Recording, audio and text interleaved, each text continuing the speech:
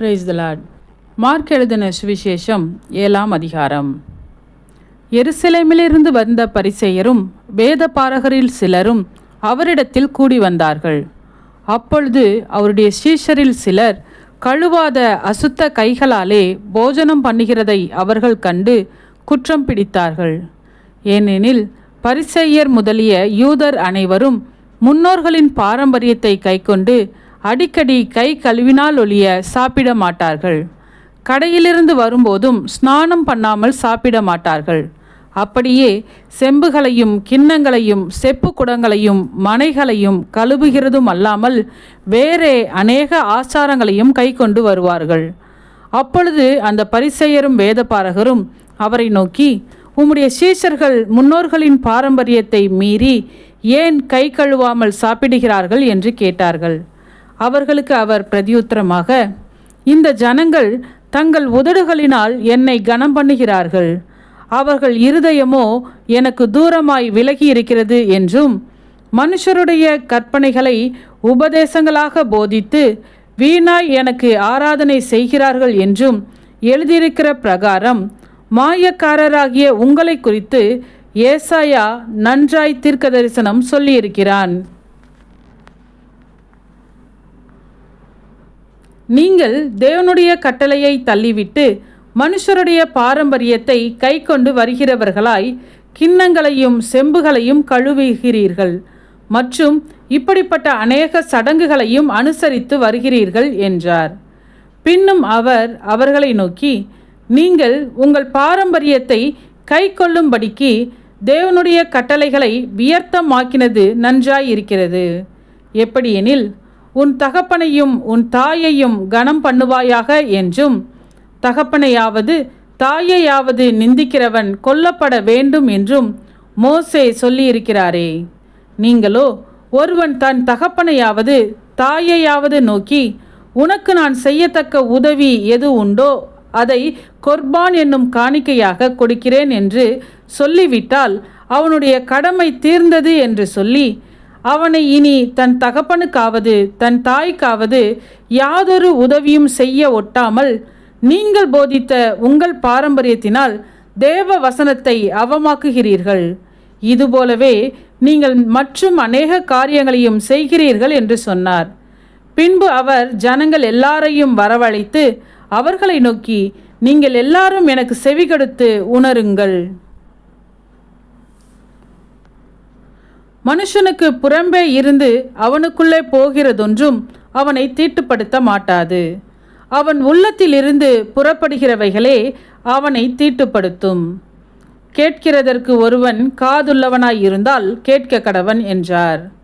அவர் ஜனங்களை விட்டு வீட்டுக்குள் பிரவேசித்த போது அவருடைய சீஷர்கள் அவர் சொன்ன உவமையை குறித்து அவரிடத்தில் விசாரித்தார்கள். அதற்கு அவர், நீங்களும் இவ்வளவு உணர்வில்லாதவர்களா? புறம்பே இருந்து மனுஷனுக்குள்ளே போகிறதொன்றும் அவனை தீட்டுப்படுத்த மாட்டாதென்று நீங்கள் அறிந்து கொள்ளவில்லையா? அது அவன் இருதயத்தில் போகாமல் வயிற்றிலே போகிறது.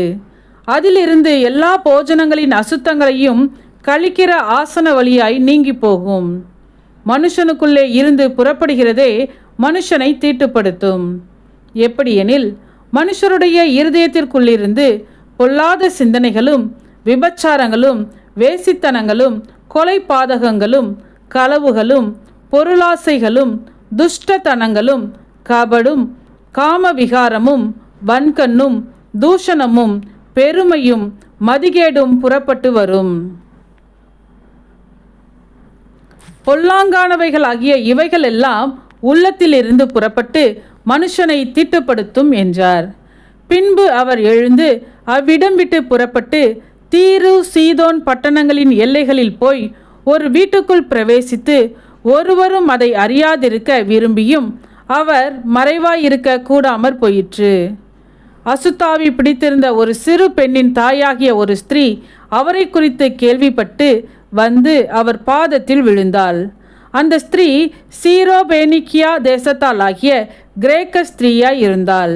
அவள் தன் மகளை பிடித்திருந்த பிசாசை துரத்திவிட வேண்டும் என்று அவரை வேண்டிக் கொண்டாள். இயேசு அவளை நோக்கி, முந்தி பிள்ளைகள் திருப்தி அடையட்டும், பிள்ளைகளின் அப்பத்தை எடுத்து நாய்க்குட்டிகளுக்கு போடுகிறது நல்லதல்ல என்றார். அதற்கு அவள், மெய்தான் ஆண்டவரே, ஆகிலும் மேஜையின் கீழிருக்கும் நாய்க்குட்டிகள் பிள்ளைகள் சிந்துகிற துணிக்கைகளை தின்னுமே என்றாள். அப்பொழுது அவர், நீ சொன்ன அந்த வார்த்தையின் நிமித்தம் போகலாம், பிசாசு உன் மகளை விட்டு நீங்கி போயிற்று என்றார். அவள் தன் வீட்டுக்கு வந்தபொழுது பிசாசு போய்விட்டதையும் தன் மகள் கட்டிலில் படுத்திருக்கிறதையும் கண்டாள். மறுபடியும் அவர் தீரு சீதோன் பட்டணங்களின் எல்லைகளை விட்டு புறப்பட்டு தெக்கபோலியின் எல்லைகளின் வழியாய் கலிலேயா கடலருகே வந்தார்.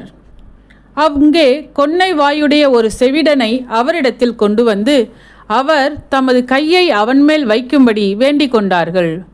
அப்பொழுது அவர் அவனை ஜனக்கூட்டத்தை விட்டு தனியே அழைத்து கொண்டு போய் தம்முடைய விரல்களை அவன் காதுகளில் வைத்து உமிழ்ந்து அவனுடைய நாவை தொட்டு வானத்தை அண்ணாந்து பார்த்து பெருமூச்சு விட்டு எப்பத்தா என்றார்.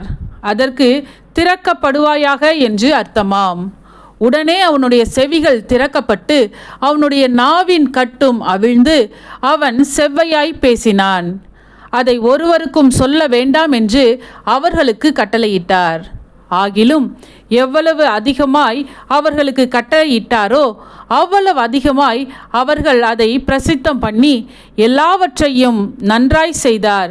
செவிடர் கேட்கவும் ஊமையர் பேசவும் பண்ணுகிறார் என்று சொல்லி மென்மேலும் ஆச்சரியப்பட்டார்கள். ஆமென். சத்தியத்தையும் அறிவீர்கள், சத்தியம் உங்களை விடுதலையாக்கும். இந்த வசனத்தின்படி அநேகர் சத்தியத்தை அறிந்து விடுதலையாக்கப்பட இந்த சேனலை லைக், ஷேர் அண்ட் சப்ஸ்கிரைப் செய்யவும். கர்த்தருடைய கண்கள் நீதிமான்கள் மேல் நோக்கமாய் இருக்கிறது.